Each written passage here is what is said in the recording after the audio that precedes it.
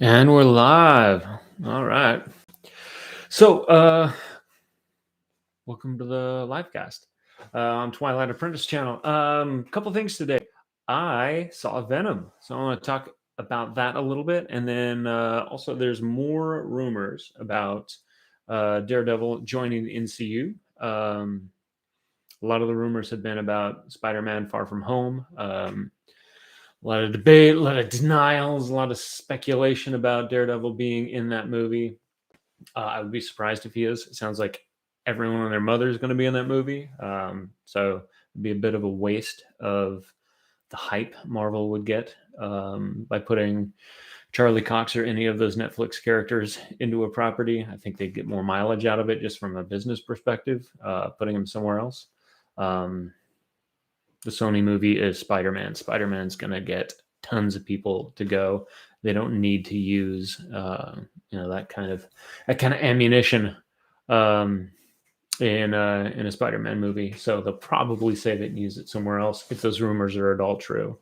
So we'll talk about that. We'll talk about the new rumor, and then we'll talk about Venom. I went and saw Venom, Let There Be Carnage, and I just talk about my initial reaction and thoughts on the movie. And then after we talk about Daredevil, I'll give a spoiler warning and then talk about more specific stuff. But yeah, short movie. It's like 90-ish minutes. Let me pull it up. And I think it was fun.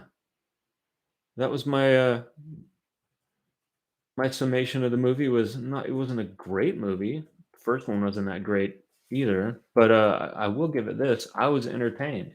For dropping $11 to go to the theater, grab some popcorn, sit with a couple friends, and watch a movie. I was entertained. It was wasn't the best thing I've seen. It wasn't even the best superhero movie I've seen this year, but it was a good time.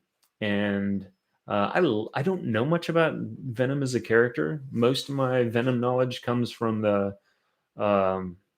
Tobey Maguire era Spider-Man movies. The third one Venom was in, and that wasn't a very good movie. It was quite strange, in fact, and so maybe not the best introduction to Venom, who's kind of a beloved character, I think, by a lot of people who know and love him from the comics or maybe from some of the animated stuff. But I went and saw the first one, and it was kind of fun, a little dumb, but kind of fun. And this one I think was better. I think it was less dumb, but still just as fun. So yeah, as far as quick movie, go to the theater, grab some popcorn, sit with friends, and have a good time. Mission accomplished. I really enjoyed it. And it was nice to go to a superhero movie that I didn't have to sit there and like, okay, should I be enjoying this part, or am I supposed to be learning from this part? Am I getting preached at? This was mostly just a good, fun romp. Lots of combat, some great one-liners, some corny stuff too. We can talk about that in spoilers maybe, but yeah, it was a good time. And I don't really do movie reviews or recommendations or anything, but for what it's worth, I would recommend people go see it. I thought it was pretty fun. I was going to pull up the runtime here. Yeah, this is right about an hour and a half long. Wow, the Rotten Tomato scores from the critics are just awful. Like 58%. Audience score is huge though, so people love it, but critics don't. Go figure. I don't really put much stock in Rotten Tomatoes anyway. Get a lot of their critic reviews early from the Access Media people, and if you want to go to those early screenings and get your goodie bags and stuff, your opinion's kind of bought and paid for. At least that's my thoughts on that. But yeah, so let's talk about Daredevil. Let me share my screen here. Daredevil. Actually, before I share my screen, I'm a Daredevil fan. I've got 6 scale figures. I got all kinds of figures. Got a Daredevil 1 signed by the entire cast and signed by Stan Lee. Really happy to have that because there are a ton of comics out there that are signed by Stan Lee, but unfortunately, since he's passed, there won't be any more. And I think the odds of getting that entire cast together and Stan Lee together to do something like autograph a a number one issue is probably past. So nice to have my CGC 9.8 signed by Stanley in the cast. Um, yeah, big Daredevil fan. Love the Frank Miller stuff. I wasn't a huge superhero. I read a lot of comics growing up, but not really superhero comics. I read things like ElfQuest and like every kid ever. I was a huge Calvin and Hobbes fan. I loved Asterix and Obelix, that kind of thing. And I read some superhero stuff, but not a lot. Growing up in the 70s and 80s, we would read Star Wars comics or the A-Team comics, things like that. But superhero stuff, Daredevil, Watchmen, things like that I did read. I really liked mostly the Frank Miller era Daredevil stuff. So huge Daredevil fan. He's my favorite superhero.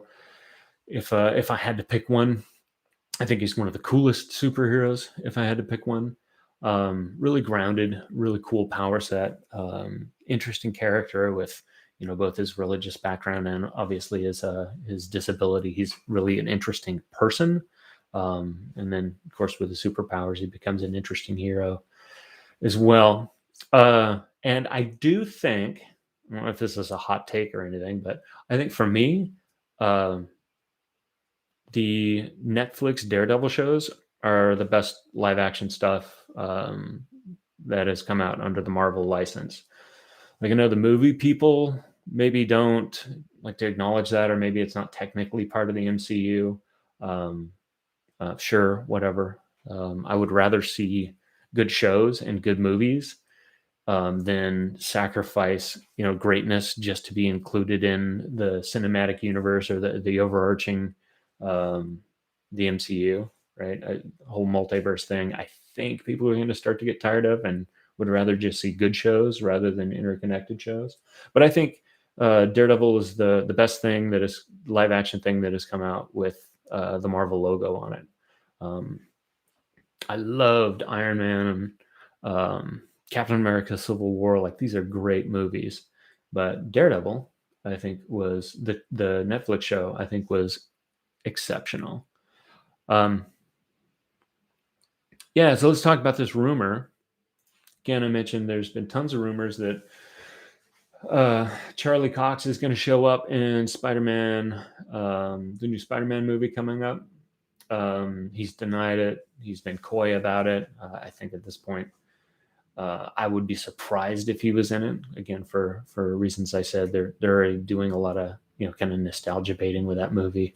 I think they can keep that powder dry, right? They can take advantage of the hype that introducing either Charlie Cox himself or Vincent D'Onofrio's Kingpin or any of those characters.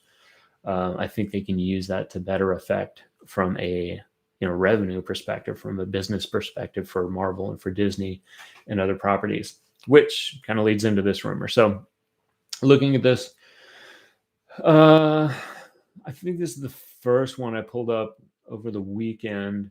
This is from the Direct, but I got a couple articles here that I pulled up about it. This is from the Direct. Russ Milheim. Netflix's Daredevil cast rumored for return in upcoming MCU Disney Plus show. Who's the scooped by? Who's this Daniel guy? Yeah, Daniel Rickman. No idea who that is. Apparently he's got a paywalled Patreon thing, so you're paying to get rumors and speculation. So anyway, take this with a bucket of salt. But it makes a little bit of sense. Let's go through what the rumor is, and then I'll give my thoughts on whether or not I think it's true and my opinion for what that's worth, on if I think it's a good idea or not. So yeah, Netflix's Daredevil cast rumored to return. The rumor here is that Daredevil will be showing up in maybe in Hawkeye, but Daredevil and more of the cast will be showing up in a show called Echo. Echo's a side character in Daredevil comics. I don't know much about her. I think I may have read a comic or two where she shows up, but yeah, I'm not really familiar with the character. But she is a deaf character, so interesting character to pair with Matt Murdock as a blind protagonist. She I don't know what her powers are, but apparently Like all Marvel heroines, she utterly destroys her male counterparts. One of these articles shows some panels. Maybe I can find that real quick. Um, of her just taking Daredevil apart. Oh yeah, it was here. I saved this. Um, I don't know what issues this is from, but yeah, you can probably Wikipedia Echo and learn a little bit about her. But yeah, you can take a look at that. So this article from the Direct talks about this Daniel Rickman guy scooping that the main characters from the Daredevil Netflix show are going to be propping up the cast of Echo. He did later come back and say that they're not going to take over the show. They're support characters, and she will definitely be the hero in her own series. We'll see how they navigate that if it's true. But yeah, it would be Disney leveraging the popularity of those Netflix characters to prop up a Disney Plus show. Um, like I said, Echo and Daredevil crossover in the comics. I think there was actually some romantic tension at some point between them, according to one of those articles I read. So we can see how that plays out. But I think this is far more likely to be true than any of the Spider-Man No Way Home rumors. And for kind of the reasons I mentioned, these popular shows, the Netflix shows, they'd probably still be running and still be some of the most watched stuff on Netflix if Marvel hadn't got the rights back. And they had that multi-year cooling off period. Actually, maybe you don't know that. So the Netflix had purchased the rights to Daredevil and Jessica Jones and that Defenders cast. And when Disney got Fox back right around that same time, they pulled those rights from Netflix. And according to the agreement, if Marvel did that, they had to wait a certain amount of time before they could use those characters again. That cooling off period is over, so they can start to use Daredevil. They can start to use Luke Cage. And I guess there's some question. We'll talk about this. Can they use them to good effect? Should they use them from a fan's perspective? Actually, let's talk about it now. My thought is, I think they shouldn't. The Netflix shows were hit or miss for me. Like, I think Iron Fist was actually bad. If I wasn't such a completionist, I probably wouldn't have watched it at all. I felt like it was borderline unwatchable. Luke Cage had its moments. Like the first half of the first season was fantastic, and then after show's been out for years. I guess they don't need a spoiler warning for that. After the Cottonmouth character dies, I think Luke Cage lost his best antagonist. So the last couple episodes of the first season and most of the second season were just like, nah, they were fine. They were fun. Not great. Jessica Jones was a bit of its own thing, bit bizarre, kind of psychological, more of a psychological drama than like a straight up action adventure. So if you like that kind of thing, it was good. Defenders was okay, a middling effort, I think.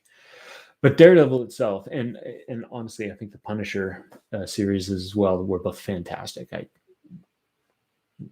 think they're some of the best stuff Marvel has put out in live action. So those characters were fantastic in those settings, and I would prefer to remember them that way and not used at all in the MCU until Marvel figures out how to do Disney Plus shows. I've watched everything they've done on Disney Plus so far. I've watched all those shows all the way through. Have zero interest in rewatching any episode. They're just not that good. I think Marvel has yet to figure out how to do episodic live action superhero shows. Loki was good for the first couple episodes and then just kind of got lost. They were really boring. I can't even remember how many episodes were in that show, but the first few were good. They were fun. I was engaged. I was really anxious to see what happened next. And then I was just bored. I think I even waited for the season finale to come out to watch the last few episodes back to back, and it was a bit of a slog. It was just chewing through them, not engaging, not really interesting, and really, I think they kind of broke the universe with that show. Um, Falcon and Winter Soldier, I tried to watch that with my kids because they love Captain America, so they were really excited to see Bucky. They were excited to see Sam Wilson, and kids couldn't get through it. I think they watched the first 2 episodes and then checked out. And I did too. I went back, similar thing after the show finished. I went back and just plowed through, so I knew what happened. Not a very good show. So until Marvel impresses me with one of their Disney Plus shows, I kind of want them to stay away from the Daredevil cast. Um, I wish the best for the cast, like Deborah Ann Wool as Karen Page, fantastic. I loved her. Eldon Henson as Foggy Nelson. Like, if they need to work, right? I hope they're working as actors and doing really well. But as far as playing those characters, I kind of want them to save them until Marvel figures out what they're doing and can really do justice to the actors and to the characters. Because if they take Charlie Cox as Daredevil and stick him in Hawkeye or the She-Hulk series, or even as a kind of a central pivotal main character, side character in Echo, and the shows end up kind of on par with what Disney Plus has given us so far, I think that's really a waste, and I'm going to be super disappointed. So I would actually rather them not use those characters. Impress me first, Marvel. Give me a show that's actually worth watching, that I'm excited to talk about, and I recommend to friends, and I watch again, and have favorite parts that I go back and like. There's a scene from Punisher season 2 where Frank Castle's chained to a rail in this ambulance, and the preacher character is chasing him. And I've watched that clip. It's like a 6-minute segment or something on YouTube, maybe 30 times, and emailed it to people and like, oh man, you got to look at this scene. There's not a single thing from the Marvel MCU shows that have done that since. So yeah, I'm really hoping Marvel can impress me with that before we touch on these characters. Anyway, kind of belaboring that point. I don't know if this rumor is true. Like I said, I hope it's not. But yeah, I guess we will see. Last thing I want to do is Carnage. Yeah, like I said, it was fun. Spoiler warning, from this point on, I'm going to talk about a couple specific things that did and didn't work for me. So 3, 2, 1, click away if you don't want spoilers. So yeah, Let There Be Carnage. It was fun. I think the 90-minute runtime helped it. I left the theater thinking, that could have been longer. Like, there's a few things they could have put more time into. And I think that actually works in the movie's favor. The whole leave them wanting more thing. With it's kind of a small plot, right? Eddie Brock goes to jail. Cletus Cassidy's getting killed. Their interaction occurs and Carnage is born. And he chases them down and they resolve the conflict. There's not a lot going on. There's no reason to overcomplicate that. There's a little bit of a bromance thing going with Eddie Brock and the Venom symbiote. And that's kind of the B plot that parallels the main one. But yeah, very short, concise, tight, no reason to do anything more. So I like the fact that it was short. There was a few things, one in particular that I can think of that a bit of an eye-rolling moment. One specifically with the Shriek character. There's this building tension between Cletus Cassidy, who loves this woman, has always loved this woman, is trying to free her, does free her, and then the Carnage symbiote, which cares nothing for this woman, right? So there's this tension between the Carnage symbiote and Cletus Cassidy and their feelings toward this woman. And she's got a power that, she's got this voice power that really disrupts both the symbiotes. So she's kind of a threat, right, to half of this, you know, s- w- what should be symbiotic, but ends up not being symbiotic relationship between Cassidy and Carnage. And they try to build that tension, right? That Cassidy wants to protect her and loves her, and that the symbiote is increasingly getting frustrated with her. And they try to build on that, but they really don't pull it off. And then there's at some point, like her psychotic character, just like a light switch flips, and she's like, "No, this is too much. You're not the man I loved because this symbiote is this psychotic thing."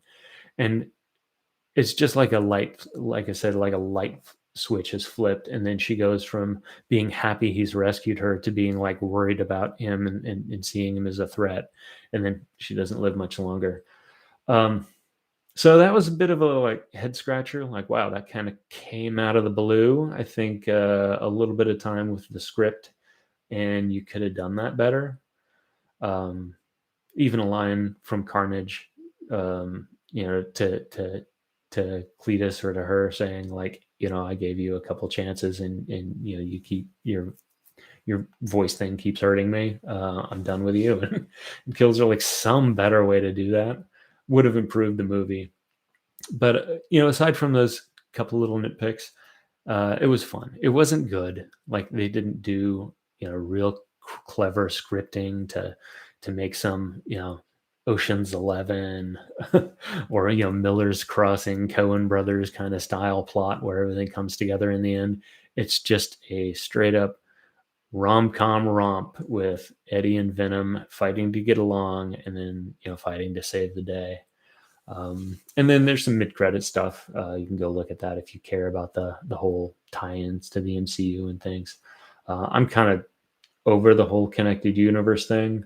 I think people are sacrificing quality in their media and in their products to like cleverly tie everything in and do teasers to get you excited about the next thing when you should be excited about the current thing you're actually watching. I'm a little over it, but you know obviously they've probably done some research and feel differently. Question: MCU intro king. Do you think Ant-Man and the Winter Soldier will be in Venom 3? That's a really interesting question. If I was to pick people from the MCU who could be in Venom 3, I don't know if I'd go with Ant-Man. Um, Probably not Winter Soldier, just because I think Sebastian Stan may be done. Um, they they kind of wrapped his character up with Falcon and Winter Soldier. Even though I didn't really enjoy the show, I thought it was poorly made and kind of boring. They did give him some resolution. He's not going to be Cap, right? He's kind of come to terms with some of the darkness of his time as the Winter Soldier, and I think he could be done. I really like Sebastian Stan. I wouldn't mind seeing him go on to play Luke Skywalker, like has been rumored. Um, we'll see. We'll see with him. Ant-Man. Maybe there's some. Maybe you can tell me. Do Ant-Man and Venom crossover in the comics a lot? So that's something I know about. Favorite Avenger movie. I like a lot of them. I think Iron Man, the first Iron Man, is one of the funnest rewatches out there. I think Captain America: Winter Soldier is probably the best made movie that they've done in the MCU. Um, as much as I liked what the Russo brothers were able to pull off in Infinity War and Endgame, that's super amazing to see that the culmination of over a decade of work come together in that cinematic event. We may never see anything like that again. As much as I'm impressed by what they did story wise and technologically and everything, I think Winter Soldier is a better movie. It's just a great script. And it managed to do something that I was a little surprised to see. Captain America's not that interesting of a superhero, really, or hadn't been. I remember the live action Captain America television show from the 80s. It was fine. This guy that rode around on a motorcycle with a shield on the front, and it was kind of cool. But he was kind of a boring goody two shoes character, and the MCU managed to make him utterly badass and kind of a fan favorite. Not kind of, definitely a fan favorite. I mean, his action figures um, sell like crazy, and people were absolutely out of their minds having to wait as long as they did for the Hot Toys Infinity War cap. So yeah, I mean, he's just a huge icon now, and they managed to do that with a character that was kind of so goody two shoes, not very interesting guy. So yeah, if I had to pick one, probably Captain America: Winter Soldier. Good question though. All right, I'm gonna wrap up. Mostly wanted to talk about that Daredevil rumor. Like I said, he's hands down my favorite superhero character, DC, Marvel, whatever. Daredevil's my favorite, and I want to see him done right. And just kind of circle back. Disney Plus hasn't impressed me so far, and I want to see that out of them before they take advantage of those beloved Daredevil characters. Cool. All right, that's it for now. Take it easy. Thanks for the questions. Bye.